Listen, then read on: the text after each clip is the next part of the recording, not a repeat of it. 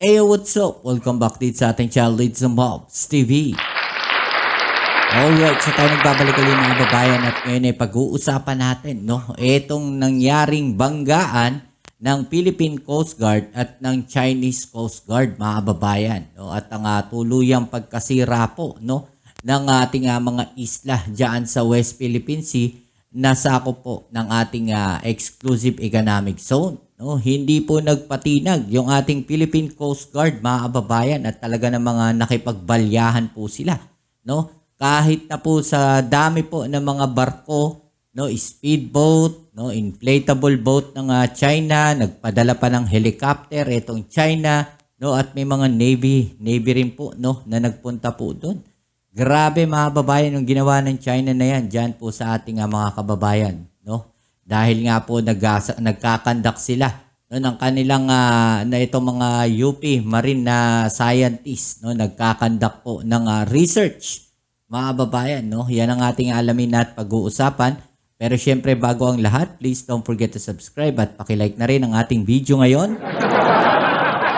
Nakakatawa lang talaga itong ginagawa na to ng China, mga kababayan, no, dahil talagang inangkin na po nila, no, mapapanood natin dito sa video. Alright, so wag na natin patagalin, umpisahan na natin to. Let's go.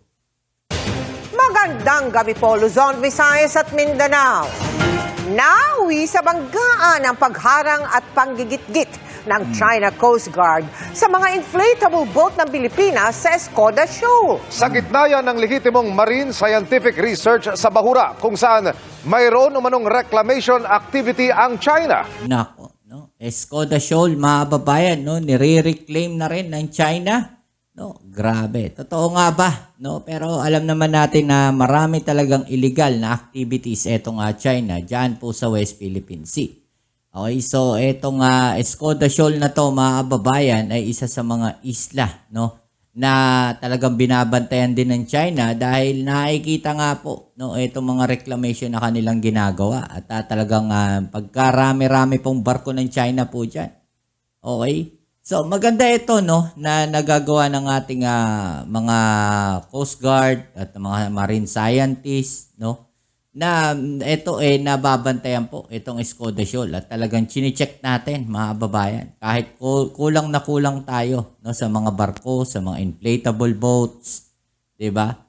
Ito po kasi ang ginagawa natin dito, bukod doon po sa mga research na yan, mga kababayan, chine-check po natin yung mga activities ng China po dyan. Okay? So ito, nakita na merong reclamation, no, nagaganap dyan po sa Escoda Shoal. Okay? So gumagawa na naman ng artificial island itong China, which is illegal po, no, yung paggawa ng mga artificial island na yan. Lalong-lalo na kung yung isla ay nakalubog po sa dagat. Okay, so bawal na bawal po yan pagka lumulubog po yan.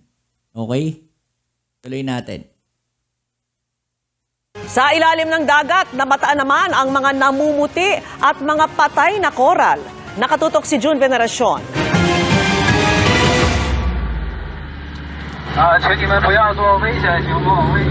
Nagsimula sa Grabe, no? Nagsasalita sila, inche.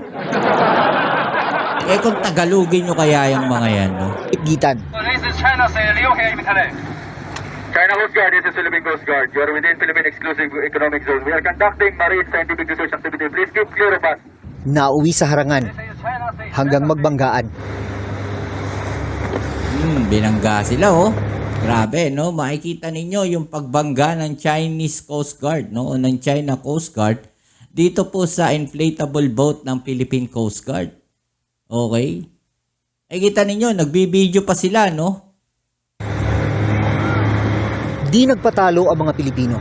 We are conducting marine scientific research. Please do not interfere. Ang engkwentrong ito ng mga rubber hull inflatable boat o RIB ng China Coast Guard at Philippine Coast Guard nangyari noong Martes, June 4 sa Escoda Shoal, na kilala rin bilang Sabina Shoal. Mahigit 70 nautical miles lang ang layo sa Palawan. This is the China Coast Guard. This is China Sea. Liu here immediately. Grabe, no? This is China Coast Guard. This is China Sea. Live here immediately. Live here. Oo, China Sea po yan, no? South China Sea. Pero West Philippine Sea po yan ngayon. Okay? At yung pong parte na yan ay pasok po sa ating exclusive economic zone. Diba? Ito po yung nangyari na itong June 4 lang, no? At talaga namang sunod-sunod itong ginagawa na to ng China dito, no? Na mga pangaharas sa ating mga tauhan.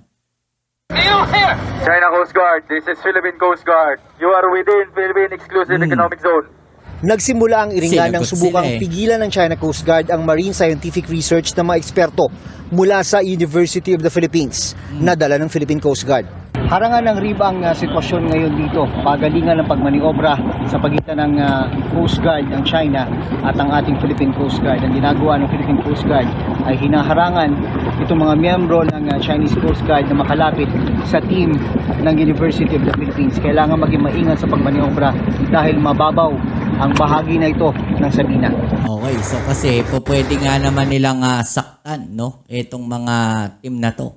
At dahil meron nga silang inimplement, no? Pero sa June 15 pa naman yon, na kung saan huhulihin po nila, no, ng China itong mga trespasser po, no? Diyan po sa kanilang kiniklaim na katubigan. Pero malinaw mga kababayan na sila ang trespassing dito, no? China po yung trespasser diyan po sa West Philippine Sea. Grabe, talagang binubuntutan Inflatable sila. boats ang gamit ng magkabilang panig dahil hindi kaya ng malalaking barko ang mababaw na bahura. Nang tumagal ang harangan at habulan, nagpakita na ng puwersa ang Yan. China at nagpalipad ng 2 helicopter. Ayan, no? May helicopter pa. Mga babayan. Gumamit na sila, no, ng 2 helicopter at Navy hovercraft. Okay? So may Navy na po dito na involved. No, ginagamit na rin po nila yung kanilang Navy, no, para sa pagharang diyan sa mga tropa natin sa West Philippine Sea. Diyan po sa Philippine Coast Guard. Okay, so talagang sila yung nagpapataas ng tensyon dahil tayo, hindi tayo gumagamit ng Navy. No, hindi nakikialam yung Navy sa mga ganyan. Pero ito, nakialam na po yung Navy nila, no? Dineploy po, no? Yung Navy ng China.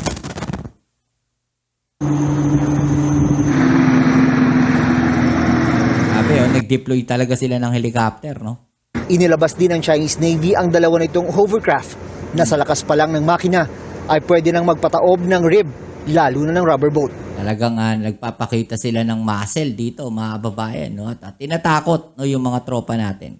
Way po ito ng pananakot, no, dahil pinapakita nila yung kanilang lakas at puwersa, no? May helicopter sila, may hovercraft sila.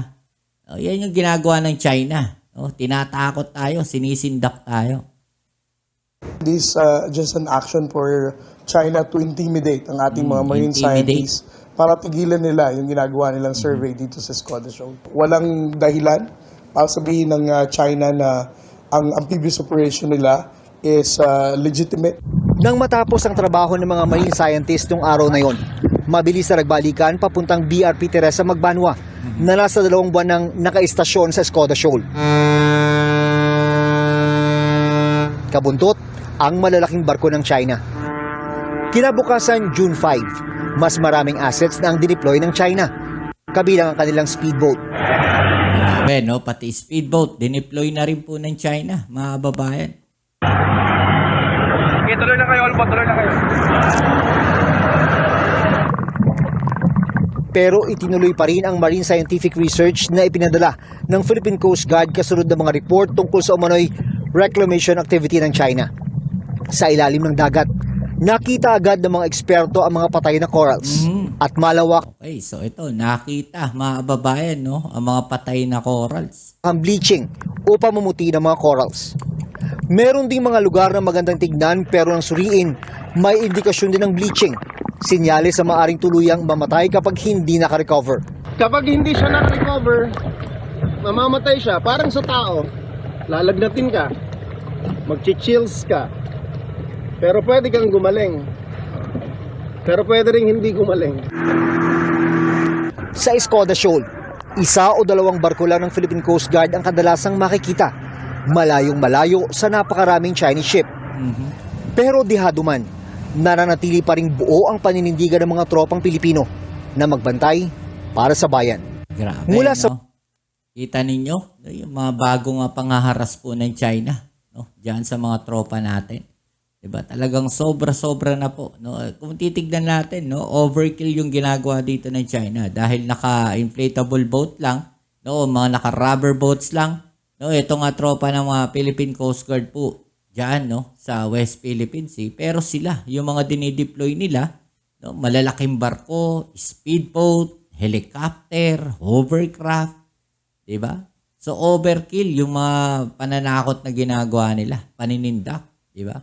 At ito po ay may tuturing din natin na isang uri po, no, ng pagte-terrorize dahil tiniterrorize nila yung mga tao, tinatakot nila, 'di ba? Oh, yan yung ginagawa nila diyan ng mga Chinese na to. Okay, so siguro ang ginagawa nila, binabantayan nila yung territorial waters na yan, no? Dahil may ginagawa silang illegal na aktibidades diyan. At nakita na nga po, no, do sa ating ng mga marine researcher, no, ng UP na may mga coral reefs na po na namatay. Okay? At indikasyon po 'yan, no, na yung iba malapit na rin na mamatay. 'Di ba? Pagka hindi na i-recover po 'yan. So, kailangan po nating bantayan talaga yung Escoda Shoal na 'yan. Ay, at magdagdag din siguro ng mga tropa diyan, kahit na kaunti lang yung ating mga barko po diyan. Ay, at kaya naman na napaaganda po, mga kababayan, na kung yung US Coast Guard tutulong po talaga sa pagbabantay po diyan sa West Philippine Sea at maging ang Japan Coast Guard po, no, nagpaabot na rin ang kanilang intensyon, no. So magkakaroon ng tawag dito ng joint, no, patrol diyan sa West Philippine Sea na yan. Okay? So yan po ang ating mga balita ngayon. Maraming salamat sa lahat ng mga patuloy na kasuporta dito sa ating channel. At kung nagustuhan ninyo ang ating video ngayon, please don't forget to subscribe, like, share, at comment dyan sa comment section. Kita-kits tayo sa ating next video upload. Ito muli ang inyong Kuya Mobs dito sa Mobs TV. Peace. I'm out.